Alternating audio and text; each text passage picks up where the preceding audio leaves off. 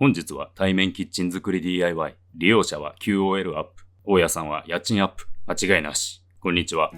空き家再生の一人です。本日は普通のキッチンを対面キッチンっぽくする DIY をお届けしたいと思います。気合があれば一人でできるということで、一人でできるマンは何でも一人で DIY してしまうというコンセプトとなっております。お楽しみいただけたら幸いです。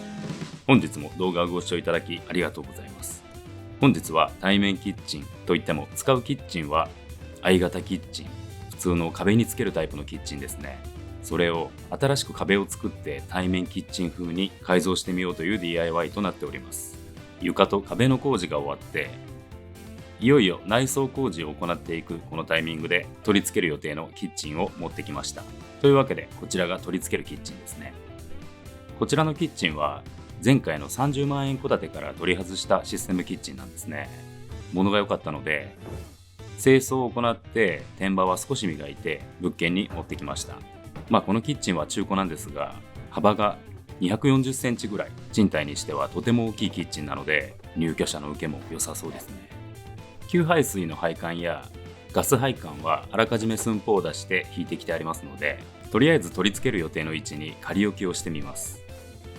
初めて行う工事というのもありますが、現物が並ぶと一気にイメージが湧きますね。ちょうどこのキッチンの背に間仕切り壁と腰壁を作ってカウンターを作るっていう感じですね。早速やっていきましょう。というわけで、まずはレーザー水平器を炭代わりにして柱を立てていきます。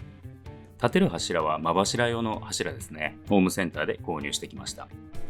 床作り編の動画でもお話ししましたが、この物件はリビングが18畳取れて、しかもほぼ真四角のとてもいい形をしているんですね。今回対面キッチンを取り付けるのは初めてなんですが、賃貸の客付け営業さんから聞いた話で、広いリビングや対面キッチンはとても反響があり、人気物件になれるチャンスということで、時間と手間、お金はかかるんですが、対面キッチンを取り付けてうまくお客さんに刺されば回収できると、私の中の合理化担当の倫理が下りたので、本当はただ対面キッチンを作りたいだけの私は大歓喜。人生はエクスキューズだ。今日も楽しく労働しています。というわけで、1本目の柱微調整が終わったので、タイムラプスでどんどん真柱を立てていきます。一番奥のコンロの背面になる壁は、パネルの無駄がないように91センチの間隔にして、中心部分 45.5 センチの部分に真柱を1本立てました。カウンター部分の構造はこんな感じですね。枠のような形にして後から柱を立てていきます。今回はこのカウンター部分にキッチンの混合線を取り付ける予定なので、その分を計算してキッチンより高くしてあります。というわけで、対面キッチンの壁、下地が完了したのでパネルを貼っていきます。ここには何を貼ろうか少し悩みましたが、なんちゃって 2x 工法、少し強度が欲しいなと思いましたので、キッチン側は構造用合板、反対側は石膏ボードを貼ることにしました。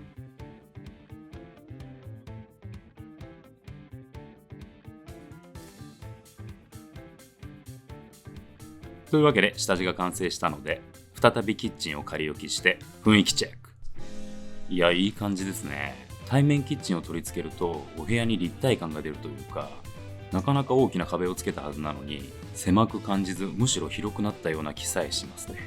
さすが人気の設備、対面キッチンだ。今合板が貼ってある場所はキッチンパネルが取り付きますし、裏側の石膏ボードには壁紙を貼りますが、こちらの部分は見栄えよく、また物が置いたりできるようにカウンターを取り付けたいですね。一応ネットで調べたりホームセンターで見てみたんですが、ちょうどいい材がなかったので、気合があれば一人でできるということで、ここは木を加工して塗装を行って自作しようと思います。というわけで、ホームセンターを物色したところ、とてもいい木があったので購入してきました。今回はカウンターを縦と横でつなぎたいので、角を留めにするで伝わるんでしょうか。45度で加工してちょうど合わせると90度になるっていう感じ。額縁の角の部分っていうんですかね。言葉って難しい。説明がいまいちで伝わっているか不安なので、こちらの V をご覧ください。この寸法の木材は本来どこに使うかちょっと謎なんですが、とてもいい木でしたね。材質はヒノキで、反りもなく目も結構細かくて、その割にめちゃくちゃ安かったんですよね。2000円しなかったと思います。おそらく節があって表面に使えない木ということなんでしょうが、最近はむしろ節がおしゃれという価値観もあったりして、必ずしも節が悪いという文化なくなったように思います。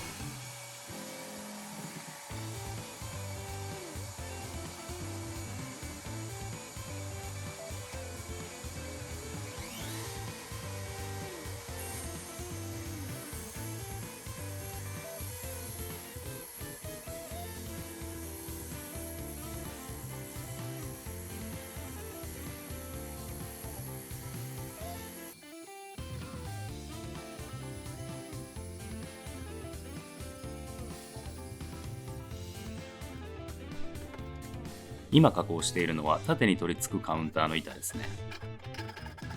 鴨居に重なる部分を丸ノコで加工して、微調整は手ノコを使って行っています。加工が終わったのでうまくいったかどうかチェックしてみますが、こちらをご覧ください。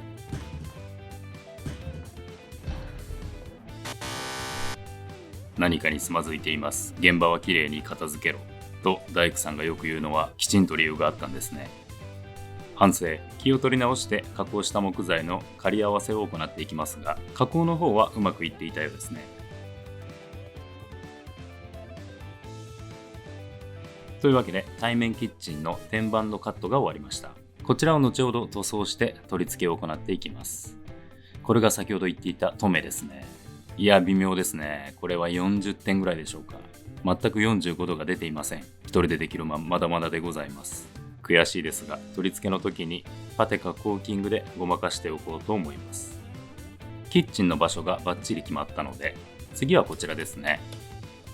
この壁を開口して換気扇を取り付けていきたいですね。というわけで換気扇をつけるには指定された開口枠を取り付ける必要があります。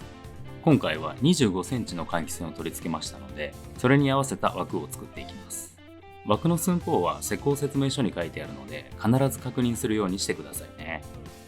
内装が土壁の時は解体を行わないといけないので、結構手間ですよね。寸法を取りながら当たりをつけて、必要最小限に土壁を解体しなければいけません。また土壁の中には柱がなく、枠を取り付けるきっかけがないので、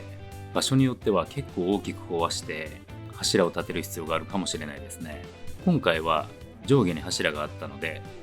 土壁の表面を必要最小限剥がして枠を取り付けた後、マルチツールで中の竹をカットしました。ですがこのまま竹をカットしてしまうと土壁が崩れてしまうといけないので、これは我流なんですが、枠からビスを打って奥の竹に留めておくことで、竹をマルチツールでカットしても崩れないようになっております。ボロ戸建てや古民家を直すときは土壁をいじることが多いですが、中に竹があるという意識があると石膏ボードなどを取り付けるときにビスが効いたりするので、覚えておくといいような気がします。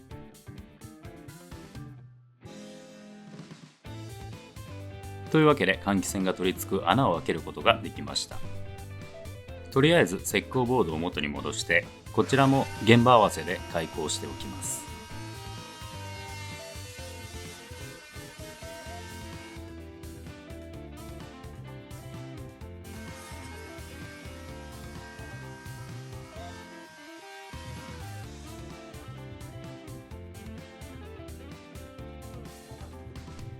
こんな感じですね。あとは外壁をカットして合板で枠を作れば換気扇が取り付きます。キッチンを固定してしまいたいので、キッチンパネルを先に貼っていこうと思います。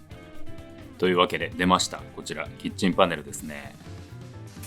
建材の中でも1枚7000円以上する高級素材キッチンパネル。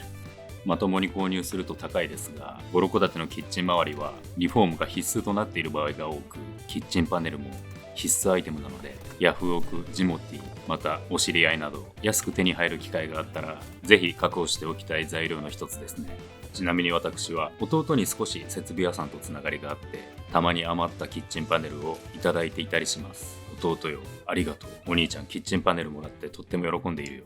というわけで弟からもらったキッチンパネルを加工していきます。キッチンパネルはこんな感じで一枚一枚段ボールに個包装されているんですね。中に取扱説明書までついています。さすが高級素材。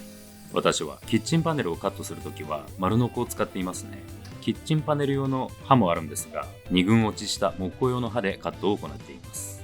もらったとはいえ高級素材。なんとか2枚で収まるように、まずは縦にカットを行って、その後こちら、換気扇の開口部分とコンセントの枠を計測します。計測を行ったら忘れないようにメモに移しておきます。いつも通り、この時の私にしか解読できないメモですね。このメモをもとにキッチンパネルに墨を引いていきます。この作業は DIY の基本というか、しっかり測る、測った通り写す、写した通り切る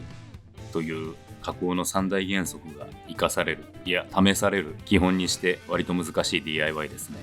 しかもキッチンパネルは高級素材なので失敗するとへこみます。そんな残念な結果にならないように全集中の呼吸、マルチツールでカットを行っていきます。キッチンパネルを大きくカットするときは丸ノコがいいと思いますが、コンセントの開口部分など細かい加工を行うときは私はマルチツールで行うようにしていますね。一つ注意点で、木工用のマルチツールでキッチンパネルをカットするとあっという間に切れ味が悪くなりますね。幸いキッチンパネルは施工の後半で貼り付けると思うので、大工工事で切れ味が落ちてしまった刃を使うといいと思います。キッチンパネル用のマルチツールの刃もあるんですかね。最近マルチツールに鉄鋼用などがあることを知ったので、この便利なマルチツールを使い倒すために研究したいですね。マルチツールのおすすめの刃があればぜひコメントで教えてください。そんなマルチツールトークをしている間にコンセント部分の開口が終了しました。次は大きい方、換気扇の開口ですね。もうね、先ほどお話しした通り、マルチツールの刃が減ってしまっていて全然切れないので、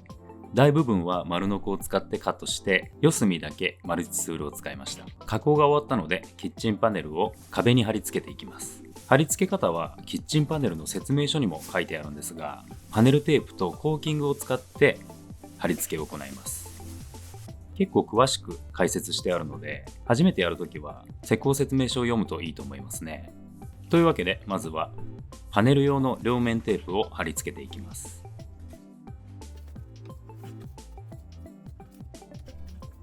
テープを貼り終わったら、コーキングをつける前に両面テープの紙を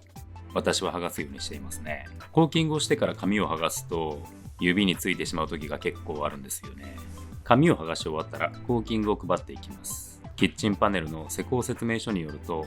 こんな感じでなみなみに配るといいみたいですね。そしてこちら、セラール壁ボード不燃化粧剤用接着剤ということで、これももらい物なんですが、専用の接着剤もあるんですね。こちらを使ってみようと思います。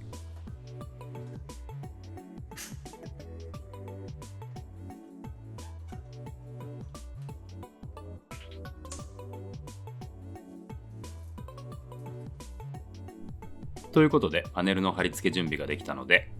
早速貼り付けを行っていきましょう。このキッチンパネルは幅は合板と同じ90センチなんですが、長さは240センチ。コンパネより60センチ長いので、取り回しが悪く、狙い通り貼るのは緊張しますね。この両面テープはめちゃくちゃ強力なので、一度貼り間違えると剥がすの大変なんですよね。慎重にいきましょう。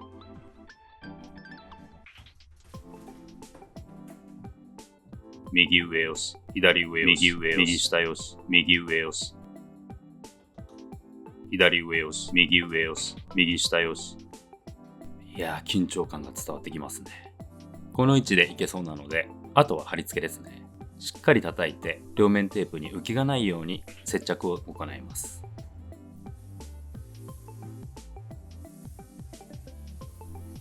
こんな要領でキッチンパネルを貼り付けていきます。というわけで2枚目ですね。2枚目を貼る場所はコンパネをカットせずに貼り付けた場所なので、パネルの幅もそのままでいいかなと思ったんですが、キッチンパネルの幅は少し大きくなっているので、少しだけカットを行いました。最後のこの部分は1枚目のパネルから20センチほど拝借しておいたので、そのパネルをカットして貼り付けを行います。というわけで、なんとか高級素材キッチンパネル2枚で収まりました。最後はこちら、キッチンの横の部分ですね。通常こういう場所はエンドパネルという仕上げ剤を取り付けるんですが、ここをうまくカバーできるちょうどいい寸法のエンドパネルが手に入らなそうだったので、ここも自作してしまおうと思います。材料選定に悩みましたが、今回はこちらを使ってみました。Oriented Strand Board OSB ボードですね。OSB ボードはあまり水に強くない素材みたいですが、塗装すれば何とでもなりますよね。というわけで DIY の強い味方、困ったら塗っておけ。最後に塗装を行って動画を締めくくりたいと思います。というわけでまずは着色を行っていきます。OSB ボード、もともといい色をしているんですが、ちょっとお部屋と合わなそうだったので、ブラウンコンクという茶色い着色塗料で色付けを行いました。他に動画の中盤で作ったカウンターも同時に着色しましたので、この上にウレタンクリアを吹き付けて仕上げとしようと思います。というわけでウレタン塗装、水に弱い木材を簡易防水できるとっても便利な施工なんですね。私は設備が使えるので吹き付け塗装をよく行っていますが、刷毛塗りでも十分綺麗に仕上げることができますね。今回の物件、古民家大改修、ドアや建具、今回のキッチン周りなどいろいろなものを吹き付けましたね。動画では別々になっていますが、全て同時に施工することで合理的に工事ができますね。というわけで、ここからは吹き付け施工のシーンですが、かなりマニアックな施工かと思います。解説のニーズがあるか怪しいので、頑張って綺麗に吹き付け作業を行っている風景をお楽しみくださいませ。もし吹き付け塗装のことでご指摘やご質問があれば、お気軽にコメントしてくださいね。ご質問のコメントはなるべく返すようにしています。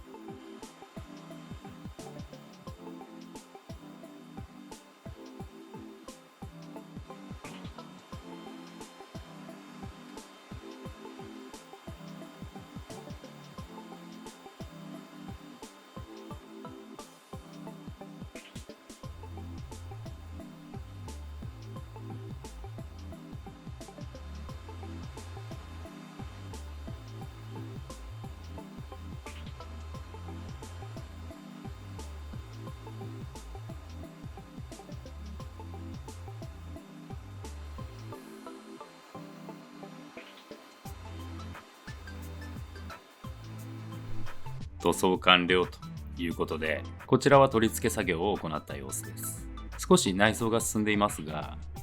塗装を行って壁紙を貼った後行いました。というわけでめたい話、動画素材はたっぷり溜まっておりますので、次回から内装工事お楽しみにと言いたいところなんですが、その前に大工事が一つ残っていますのでお楽しみに。さて、というわけでカウンターとエンドパネルそれぞれ自作したものを取り付けていきますが、なかなかいい感じに仕上がってますね。内装材はいろいろなバリエーションがあって、お部屋ぴったりなものを探すことも可能なんですが、 DIY は自分が思い描いたデザインが叶えられるのが醍醐味ですよね。また自分で作っただけあって愛着もありますね。というわけで、まずはカウンターの取り付け作業ですね。せっかくなので釘が出ないように下地側からビスを打って取り付けを行います。裏側からビスを打つときはビスの長さにご用心。長すぎるビスを打って化粧材側にビスが飛び出してきてしまうと辛くなって帰りたくなってしまいます。ビスは木にめり込んでいくので、あまりギリギリの長さだと意外とビスが飛び出してきてしまうんですよね。経験者は語る。そんな時のために、在庫を持つのは大変なんですが、 DIY すればするほどビスの種類が増えていく。これは DIY あるあるだと思います。最後は OSB ボードで作ったエンドパネルを貼り付けます。貼り付けはキッチンパネルと同様に両面テープとコーキングを行って少しタッカーを打ちました。さあ、というわけで対面キッチン作り、今回の動画いかがだったでしょうか。個人的に OSB ボード塗装するとめっちゃイケてる OSB ハマりそうです。本日も動画を最後までご視聴いただき本当にありがとうございます。この動画良かった、面白かったという方はぜひ高評価よろしくお願いします。また今後もこの古民家を改修していく様子をお届けしますので、よかったらチャンネル登録もよろしくお願いします。次回はトイレリフォームというかトイレを作ってしまいましたのでお楽しみに。それではまた次回の動画でお会いしましょう。さようなら。